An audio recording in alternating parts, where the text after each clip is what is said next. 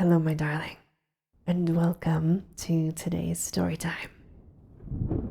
We have a rolling thunderstorm for you in the background to help you fall asleep.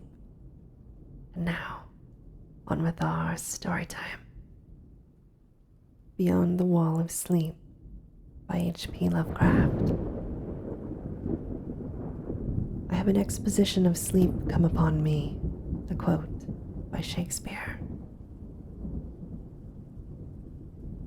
I have frequently wondered if the majority of mankind ever paused to reflect upon the occasionally titanic significance of dreams and of the obscure world to which they belong, whilst the greater number of our nocturnal visions are perhaps no more than faint and fantastic reflections of our waking experiences. Freud, to the contrary, with his puerile symbolism, there are still a certain remainder whose immundane and ethereal character permits of no ordinary interpretation, and whose vaguely exciting and disquieting effect suggests possible minute glimpses into a sphere of mental existence no less important than physical life, yet separated from that life by an all but impassable barrier.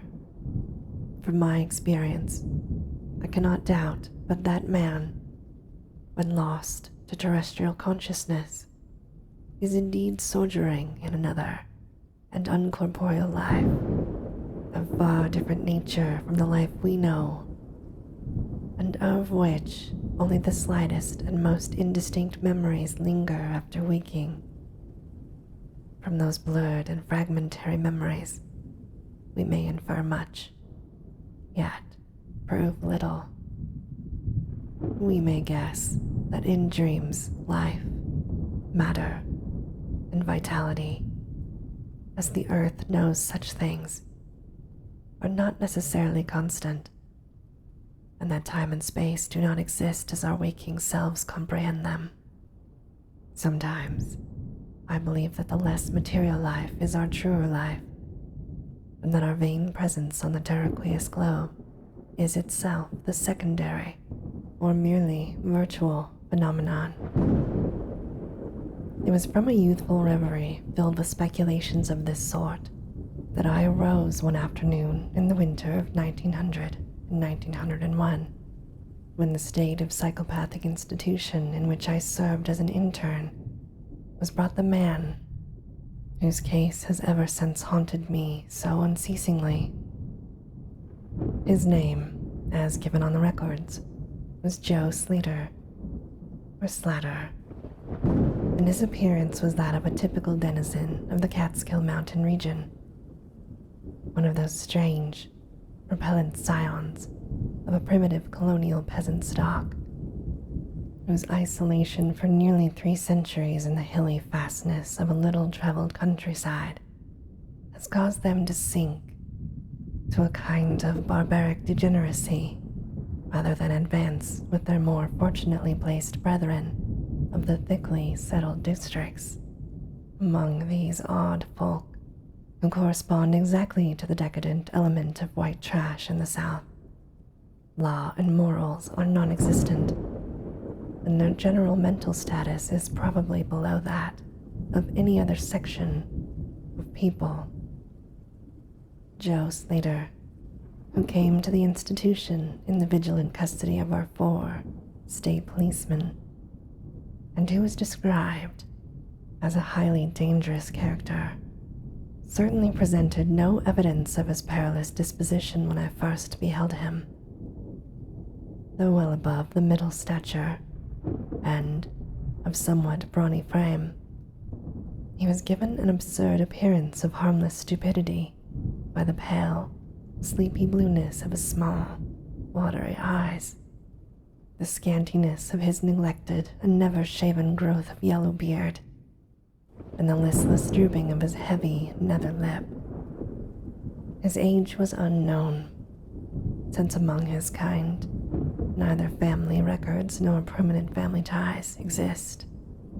But from the baldness of his head in front, and from the decayed condition of his teeth. The head surgeon wrote him down as a man of about 40. From the medical and court documents, we learned all that can be gathered of this case. The man, a vagabond, hunter and trapper, had always been strange in the eyes of his primitive associates. He had habitually slept at night beyond the ordinary time, and upon waking would often talk of unknown things in a manner so bizarre as to inspire fear even in the hearts of an unimaginative populace. Not that his form of language was at all unusual, for he never spoke, save in the debased patois of his environment, but the tone and tenor of his utterances were of such mysterious wildness that none could listen without apprehension. He himself was generally as terrified and baffled as his auditors, and within an hour after awakening would forget all that he had said, or at least all that had caused him to say what he did, relapsing into a bovine, half-amiable normality like that of the other hill-dwellers. As Slater grew older, it appeared his aberrations had gradually increased in frequency and violence. It was about a month before his arrival at the institution that occurred the shocking tragedy which caused his arrest by the authorities. One day, near noon, after a profound sleep begun in a whiskey debauch at about 5 of the previous afternoon, the man had roused himself most suddenly, with ululations so horrible and unearthly that they brought several neighbors to his cabin, a filthy sty where he dwelt with a family as indescribable as himself. Rushing out into the snow, he had flung his arms aloft and commenced a series of leaps directly upward into the air, all the while shouting his determination to reach some big cabin with brightness in the roof and walls and floor, and the loud, strange music far away. As 2 men of moderate size sought to restrain him, he had struggled with maniacal force and fury, screaming of his desire and need to find and kill a certain thing that shines and shakes and laughs. At length, after temporarily felling one of his detainers with a sudden blow, he had flung himself upon the other in a demonic ecstasy of bloodthirstiness, shrieking fiendishly that he would jump high into the air and burn his way through anything that stopped him. Family and neighbors had now fled in a panic, and when the more courageous of them returned, Slater was gone, leaving behind an unrecognizable, pulp-like thing that had been a living man but an hour before. None of the mountaineers had dared to pursue him, and it is likely that they would have welcomed his death from the cold. But when several mornings later they heard his screams from a distant ravine, they realized that he had somehow managed to survive, and that his removal in one way or another would be necessary. Then had followed an armed searching party, whose purpose, whatever it may have been originally, became that of a sheriff's posse after one of the seldom popular state troopers had by accident observed, then questioned, and finally joined the seekers. On the 3rd day, Slater was found unconscious in the hollow of a tree and taken to the nearest gaol. Alienists from Albany examined him as soon as his senses returned. To them, he told a simple story. He had, he said, gone to sleep one afternoon about sundown after drinking some liquor. He had awakened to find himself standing bloody-handed in the snow before a cabin, the mangled corpse of his neighbor, Peter Slater, at his feet. Horrified, He had taken to the woods in a vague effort to escape from the scene of what must have been his crime. Beyond these things, he seemed to know nothing, nor could the expert questioning of his interrogators bring out a single additional fact. That night, Slater slept quietly, and the next morning he awakened with no singular feature save a certain alteration of expression. Dr. Bernard, who had been watching the patient, thought he noticed in the pale blue eyes a certain gleam of peculiar quality, and in the flaccid lips an all but imperceptible tightening, as if of intelligent determination. But when questioned, Slater relapsed into the habitual vacancy of the mountaineer and only reiterated what he had said on the preceding day.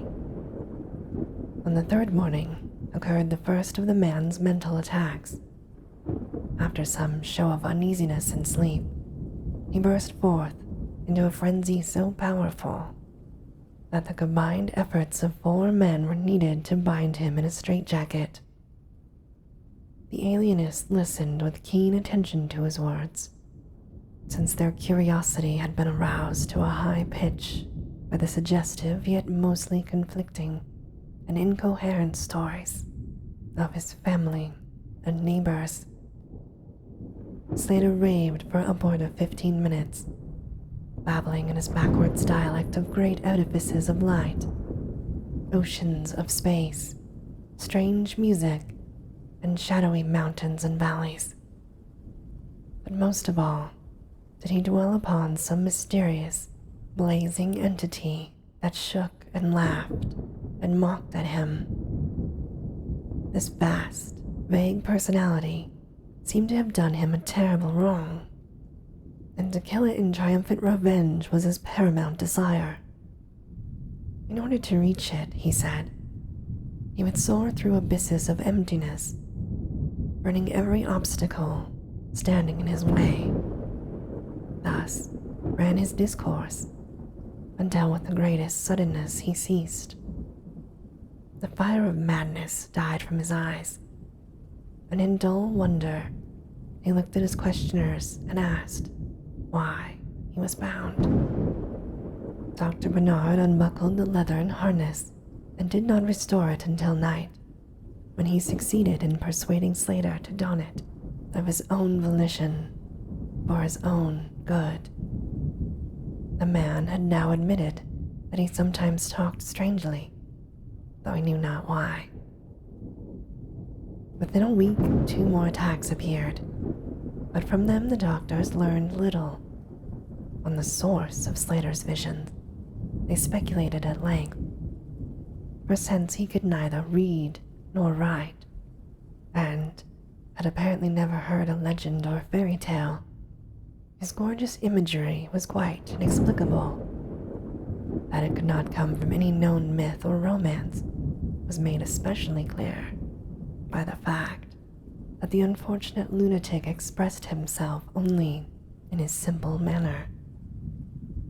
He raved of things he did not understand and could not interpret, things which he claimed to have experienced, which he could not have learned through any normal or connected narration.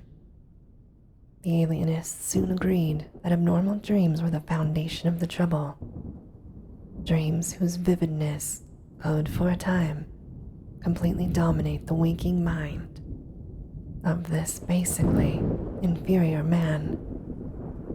With due formality, Slater was tried for murder, acquitted on the ground of insanity, and committed to the institution wherein I held so humble a post. I have said that I am a constant speculator concerning dream life, and from this you may judge of the eagerness with which I applied myself to the study of this new patient as soon as I had fully ascertained the facts of the case. He seemed to sense a certain friendliness in me, born, no doubt, of the interest I could not conceal and the gentle manner in which I questioned him. Not that he ever recognized me during his attacks, when I hung breathlessly upon his chaotic but cosmic word pictures, but he knew me in his quiet hours, when he would sit by his barred window, weaving baskets of straw and willow, and perhaps pining for the mountain freedom he could never enjoy again. His family had never called to see him. Probably it had found another temporary head, after manner of decadent mountain folk. By degrees, I commenced to feel an overwhelming wonder at the mad and fantastic conceptions of Joe Slater. The man himself was pitiably inferior in mentality and language alike, but his glowing titanic visions, though described in a barbarous and disjointed jargon, were assuredly things which only a superior or even exceptional brain could conceive. How, I often asked myself, how could the stolid imagination of a Catskill degenerate conjure up sights whose very possession argued a lurking spark of genius? How could any backwoods dullard have gained so much as an idea of those glittering realms of supernal radiance and space about which Slater ranted in his furious delirium? More and more I inclined to the belief that the pitiful personality who cringed before me lay the disordered nucleus of something beyond my comprehension, something infinitely beyond the comprehension of my more experienced but less imaginative medical and scientific colleagues. And yet, I could extract nothing definite from the man. The sum of all my investigation was that in a kind of semi-uncorporeal dream life, Slater wandered or floated through resplendent and prodigious valleys, meadows, gardens, cities, and palaces of light, in a region unbounded and unknown to man. That there, he was no peasant or degenerate, but a creature of importance and vivid life, moving proudly and dominantly, and checked only by a certain deadly enemy who seemed to be a being of visible yet ethereal structure, and who did not appear to be of human shape, since Slater never referred to it as a man, or as aught save a thing. This thing had done Slater some hideous but unnamed wrong, which the maniac, if maniac he were, yearned to avenge. From the manner in which Slater alluded to their dealings, I judged that he and the luminous thing had met on equal terms, that in his dream existence the man was himself a luminous thing of the same race as his enemy. This impression was sustained by his frequent references to flying through space and burning all that impeded his progress. Yet, these conceptions were formulated in rustic words, wholly inadequate to convey them, a circumstance which drove me to the conclusion that if a true dream world did indeed exist, oral language was not its medium for the transmission of thought. Could it be that the dream soul inhabiting his inferior body was desperately struggling to speak things which the simple and halting tongue of dullness could not utter? Could it be that I was face to face with intellectual emanations which would explain the mystery if I could but learn to discover and read them?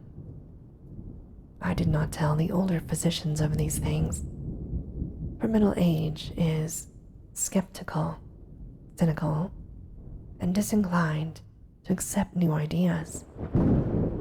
Besides, the head of the institution had but lately warned me in his paternal way that I was overworking, that that my mind needed a rest. It had long been my belief that human thought consists basically of atomic or molecular motion convertible into ether waves of radiant energy like heat, light, and electricity. This belief had early led me to contemplate the possibility of telepathy or mental communication by means of suitable apparatus, and I had in my college days prepared a set of transmitting and receiving instruments somewhat similar to the cumbrous devices employed in wireless telegraphy at that crude pre-radio period. These I had tested with a fellow student, but achieving no result, had soon packed them away with other scientific odds and ends for possible future use. Now, in my intense desire to probe into the dream life of Joe Slater, I sought these instruments again and spent several days in repairing them for action. When they were complete once more, I missed no opportunity for their trial. At each outburst of Slater's violence, I would fit the transmitter to his forehead and the receiver to my own, constantly making delicate adjustments for the various hypothetical wavelengths of intellectual energy. I had but little notion of how the thought impressions would, if successfully conveyed, arouse an intelligent response in my own brain. But I felt certain that I could detect and interpret them. Accordingly, I continued my experiments, though informing no one of their nature. It was on the 21st of February, 1901, that the thing finally occurred. As I look back across the years, I realize how unreal it seems, and sometimes half wonder if old Dr. Fenton was not right when he charged it all to my excited imagination. I recall that he listened with great kindness and patience when I told him, but afterward gave me a nerve powder and arranged for a half-year's vacation, on which I departed the next week.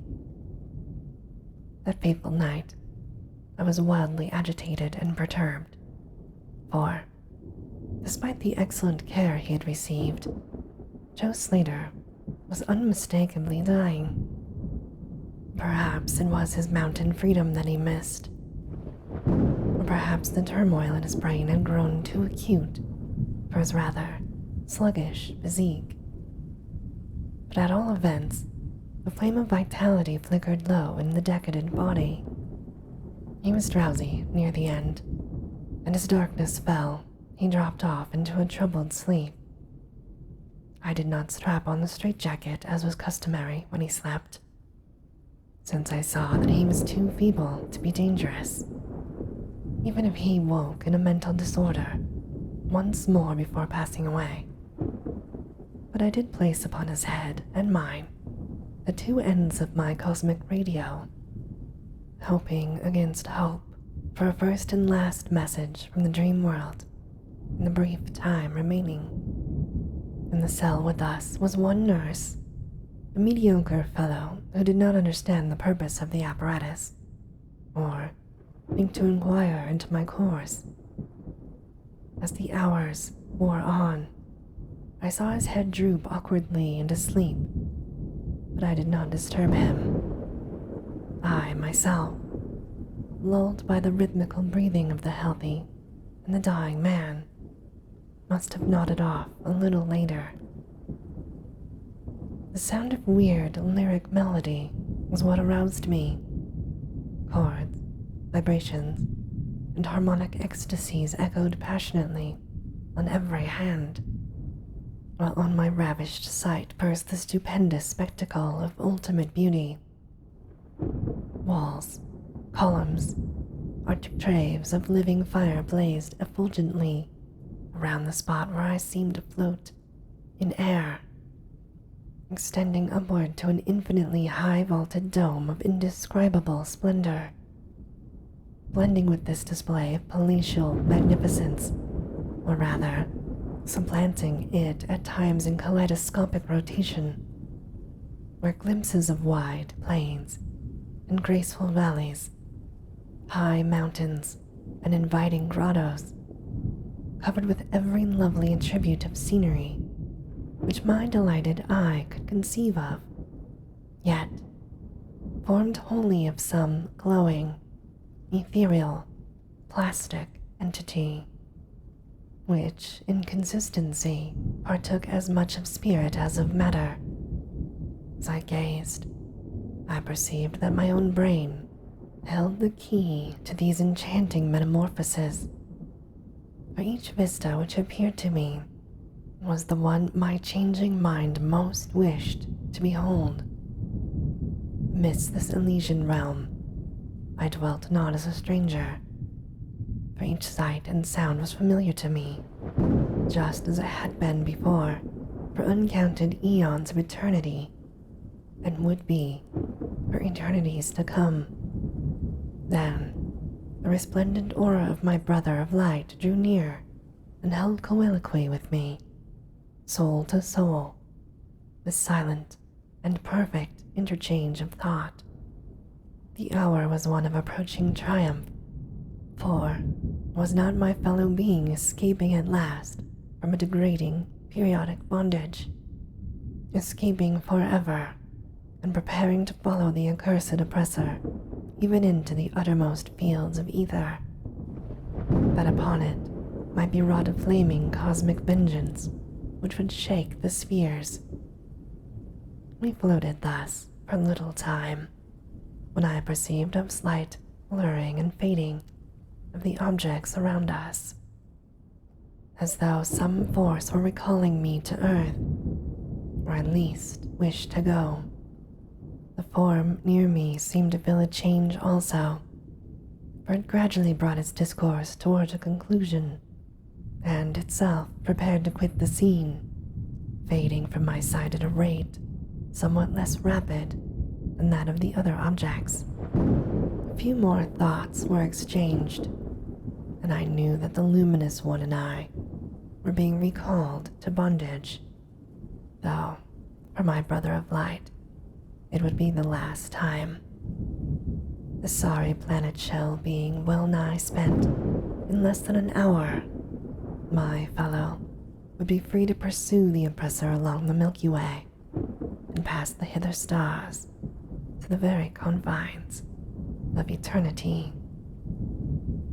A well-defined shock separates my final impression of the fading scene of light from my sudden and somewhat shamefaced awakening and straightening up in my chair as I saw the dying figure on the couch move hesitantly.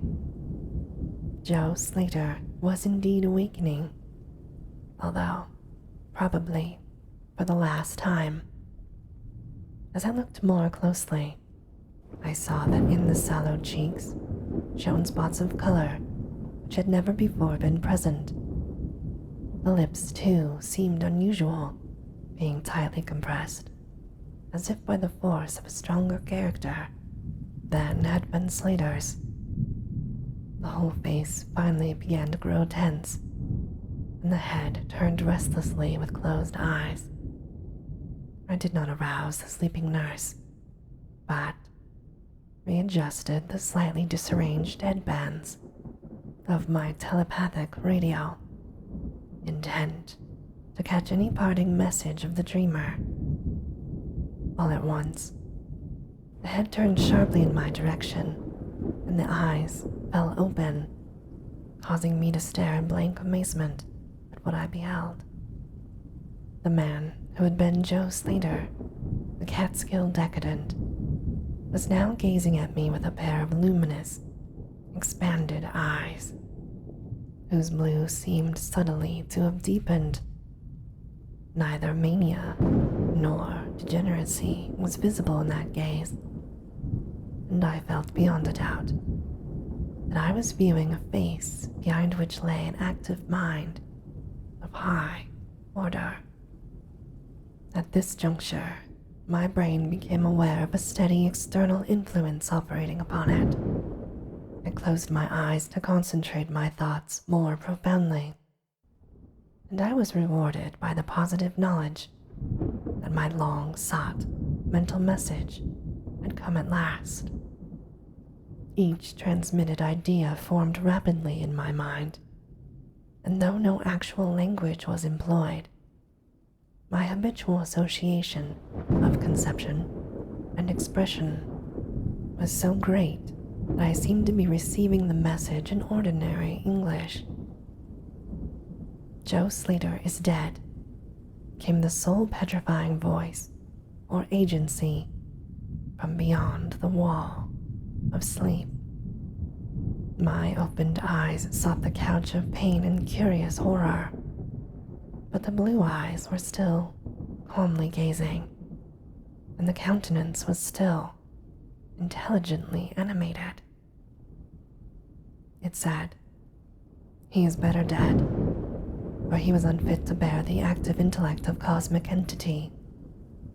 His gross body could not undergo the needed adjustments between ethereal life and planet life. He was too much of an animal, too little a man. Yet, it is through his deficiency that you have come to discover me. For the cosmic and planet souls rightly should never meet. He has been my torment and diurnal prison for 42 of your terrestrial years. I am an entity like that which you yourself become in the freedom of dreamless sleep. I am your brother of light, and have floated with you in the effulgent valleys.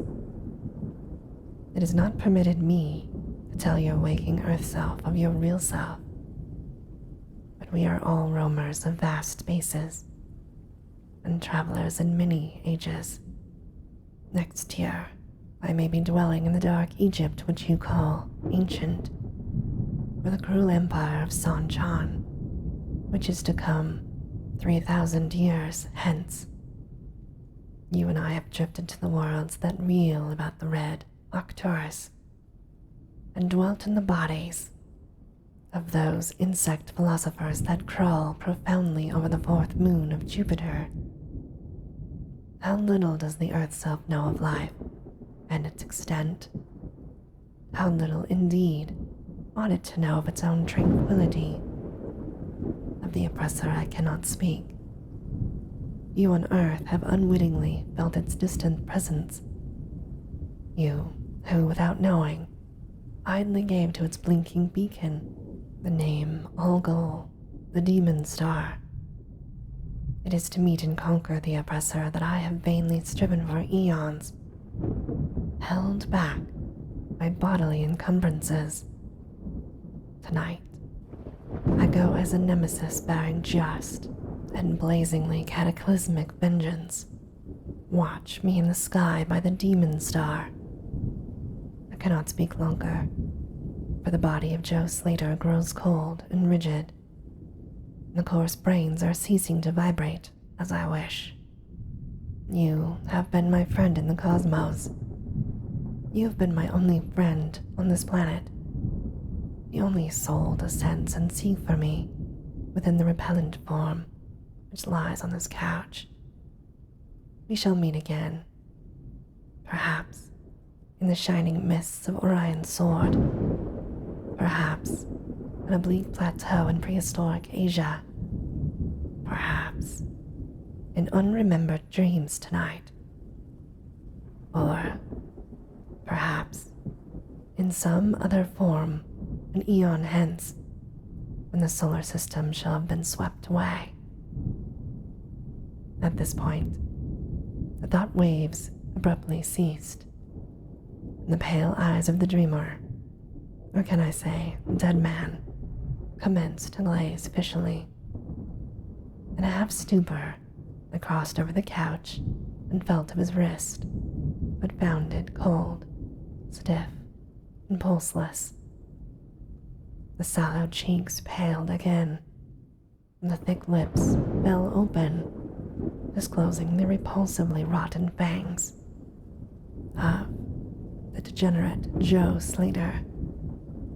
I shivered, pulled a blanket over the hideous face, and awakened the nurse.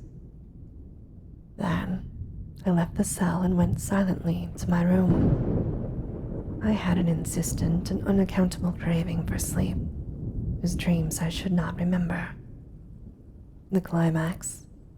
What plain tale of science can boast of such a rhetorical fact? I've merely set down certain things, appealing to me as facts, allowing you to construe them as you will. As I have already admitted, my superior, old Dr. Fenton, denies the reality of everything I have related. He vows that I was broken down with nervous strain and badly in need of the long vacation on full pay which he so generously gave me. He assures me on his professional honor that Joe Slater was but a low-grade panheroic whose fantastic notions must have come from the crude hereditary folktales which circulate in even the most decadent of communities. All this he tells me, yet I cannot forget what I saw in the sky on the night after Joe Slater died. Lest you think me a biased witness, another's pen must add this final testimony, which may perhaps supply the climax you expect.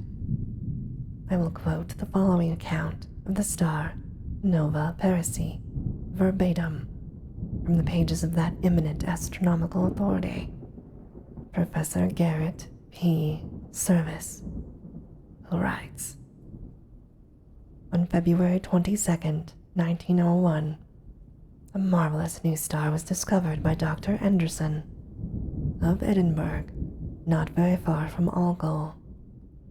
No star had been visible at that point before. Within 24 hours, the stranger had become so bright that it outshone Capella. In a week or two, it had visibly faded, and in the course of a few months, it was hardly discernible with the naked eye. And this, my darling, ends our story time for today. As always, I hope that you have very sweet and creepy dreams.